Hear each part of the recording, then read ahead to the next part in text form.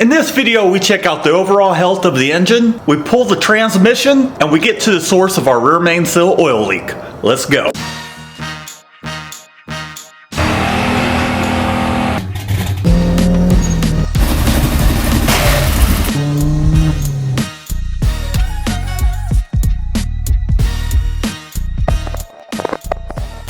Welcome back. If you're new to the channel, I'm Matt. Last episode we installed the fully built engine, we mounted our turbo. What I'm going to do today is I'm going to remove the cam cover or the valve cover, and we're just going to check on the general health of how the cams are wearing in. We'll replace this plastic cam cover with our metal one. So here it is. Jesus, noisy outside. And then we're going to pull the car in the shop, drain the oil, check out the filter, and see what we got. Oh, and also I forgot, I'm going to tighten down the head bolts.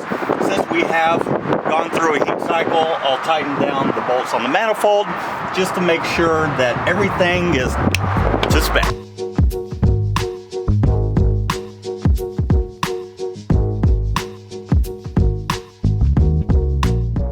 Doesn't look like there's anything to be concerned about. Everything is wearing in nicely when it comes to these flat tappet cams.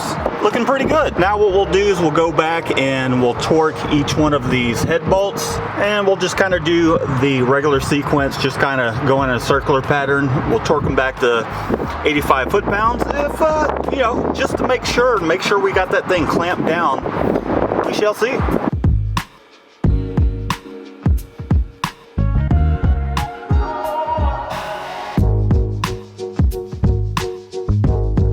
They all look good. There might have been one bolt that moved just a butt hair, but I'm pretty happy with how the top end is breaking in, so let's toss our cam cover on. We'll just wipe up some of this oil before we toss in the new cam cover. We might degrease it a little bit, and I'm thinking I might put just a little bit of RTV just right here in the corners. So I'm kind of wary about these aftermarket cam covers because the factory ones do so well. So I guess we'll see. Alright, we'll degrease it just a little bit. Give it the best fighting chance at sealing up. I'm gonna take just a smidge of RTV, put a little right there in the corner, put a little right here as well. It's kind of hard to get to. And we'll grab this guy, put a new gasket in it. Gasket that came with it. Stop moving! Toss this goofy old gasket into it. A little different than the stock stuff, but we shall see. I'll be y'all's guinea pig. Well, that seated quite nicely. The quality, I mean, it looks pretty good for 30-something bucks. So here's the one I just took off. My concern is, you know, the gasket style is a little different. Maybe that one will seal a little bit better. Maybe it's been modified towards where we won't have any leak issues. Who knows? We shall see. So many noises around here. I can't wait to get this thing into the shop. That's what we're gonna do today, because we got some work to do. Well, let's toss her on.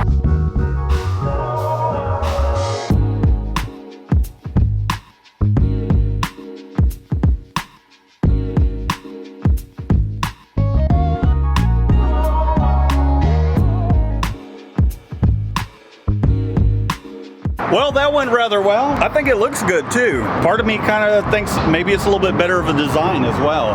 Even the filler can. The stock one has just kind of an O-ring gasket around it. This one's got this whole seat here, which is sealing to keep oil from coming out. So we'll see how that does. I'll touch base with you guys on how I like this, how I don't like it. We still got the OEM one, which is brand new. We'll hold on to that, but you know, I might need to drill some holes in this thing later down the line to get some of the crankcase ventilation out. We'll see how my theory of just removing this and having a catch can over here. And we have this catch can, but it's rinky dinky. We need something bigger. Lots more to do. I had lots of people say, you forgot the turbo cap. You forgot to take the cap off. Well, it's NA right now. Here's the air box.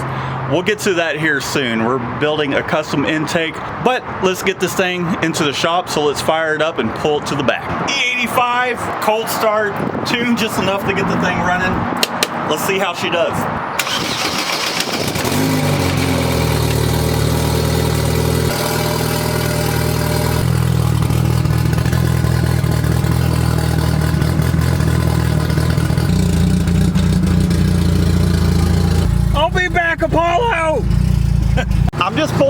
down to the back of the shop. Hold on 1 second.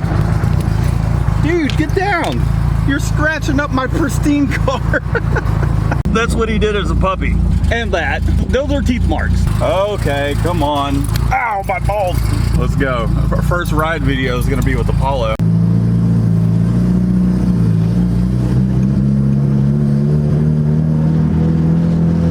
The CV joints are freaking. Out of all the check engine lights that are on, low tire pressure.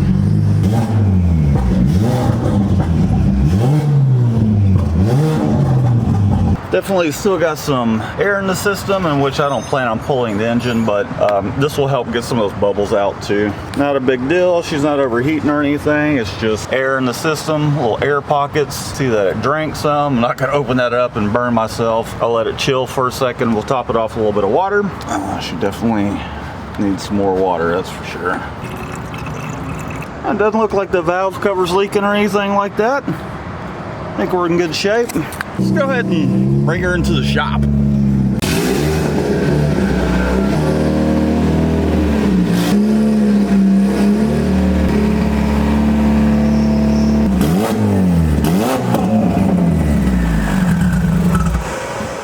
Ooh, she looks lovely in here. Got plenty of space. Now we can drain the oil and just kind of examine things, and then we'll fix our issues with the rear main seal. At least start working on it. It's gonna take some time. And then we'll start fabricating some things and actually make this thing turbocharged. It gets dark fast around here now. Here comes winter. But I need to fix my lighting situation here, so let's take care of that real quick.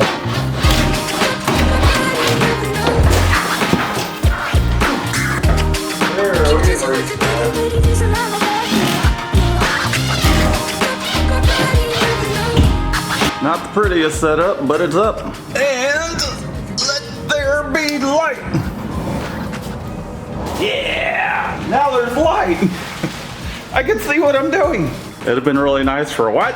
My dresser. You know the one I've been working on in the dark for the whole month? Yeah. But, so now we got light so we can work on the car. Are you ignoring me? I think that's the best 25 bucks I've spent on the entire shop so far. And I've got an extra one so I can slide this under the car while we work on it. Yes. It's another day, work is over with, now let's play. Let's go ahead and drain the oil and see what we got. Why does this thing have to be so low?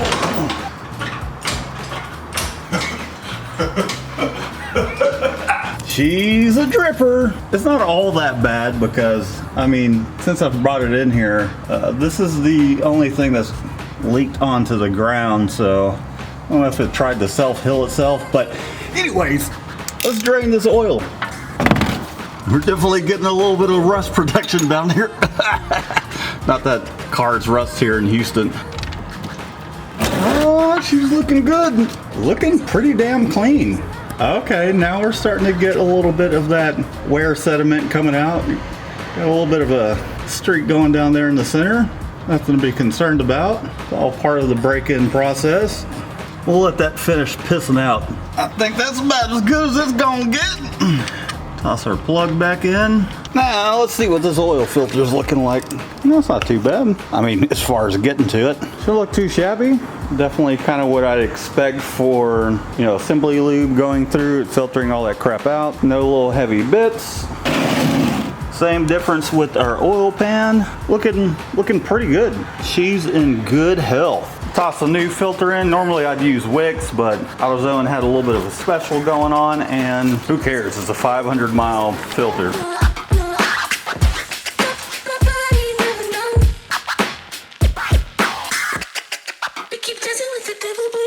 All right, we got that taken care of. Now let's put her on some jack stands. And we need to remove the transmission to fix that rear main seal. There's Josh, my brother, over there working on a speaker box. Just when I thought things would get quiet here in the shop. That's a shop, right? I swear half my time spent looking for tools. All right, let's get after it.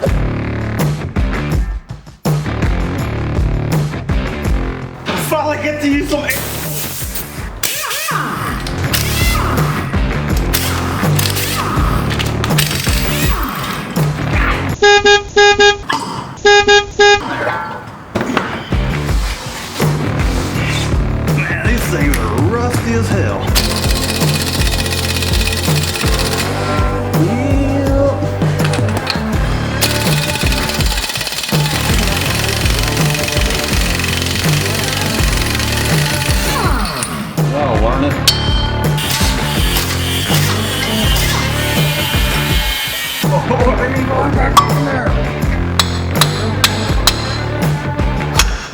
What'd you bring? Snacks, you want something? Maybe. I got Oreos and dulce de leche donuts. Oreos and Hootie Yeah, Woody? they're sweets. Dulce de leche donuts. Well, you know it's getting late and you've overdone it when you pull a CV axle and you forget to put your oil catch pan underneath there and you make a huge mess. Let's get the other one pulled, and I think that's a good stopping point.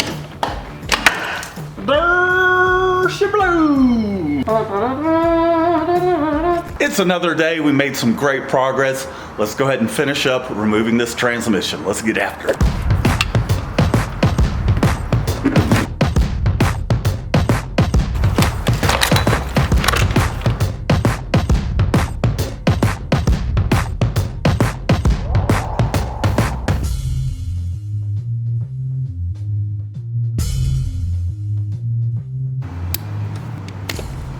We're getting pretty close to removing the transmission. I went and borrowed this engine support, so that way the engine doesn't want to do this or just completely wants to come out. So I need to hook that up to support the rear of the engine. Got the front bumper off. I got the inner liner here out of the way so I can access the pulley, so I can, just in case I need to turn the engine over without bumping the starter. Obviously the battery's out, we got the tray out. Now it's just a matter of getting all the transmission, engine bolts, whatever you want to call them. I've already got one of the supports out. I need to take the rear one out. And aside from that, we got to drop this whole subframe here, which isn't too big of a deal. We've already got our ball joint separated, so this whole thing will just come down. And then we got to wiggle this guy out once we get all the bolts out. And I guess it's a good idea that we're doing this because I had no idea that this upper transmission mount was broke, so I need to replace that while I'm at it. So I'm gonna get after it. We'll have this thing out before you know it. She's just about ready to come out. We got our sway bar disconnected from the subframe here. We've got our steering rack unmounted. Only thing holding it in is this bolt over here and this one here. So let's do it. Let's do it. And I hope I don't go crushing myself.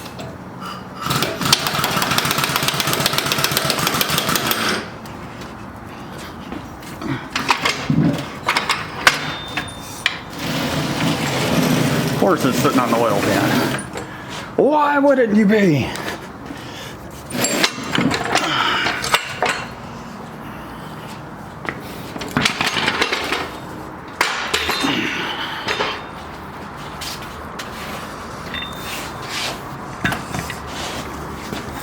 Woo! We got all the bolts out. Got them all nice and organized because I know this is just how it fits back together. One of them was just a real pain in the butt. That one right there was just so hard to get to, and I had it in there pretty snug. But we got it out, and now we just need to start wiggling the transmission from this side. Pull that thing on out. We'll use a pry bar to kind of help separate things. We're almost there, ladies and gentlemen. Almost there.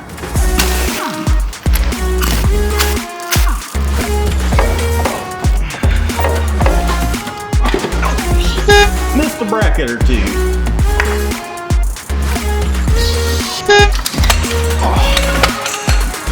There we go. One transmission removal. All right, the tranny is out. Let's remove the clutch and the flywheel. See what the heck is going on with that rear main seal. All this work for that, but let's do it.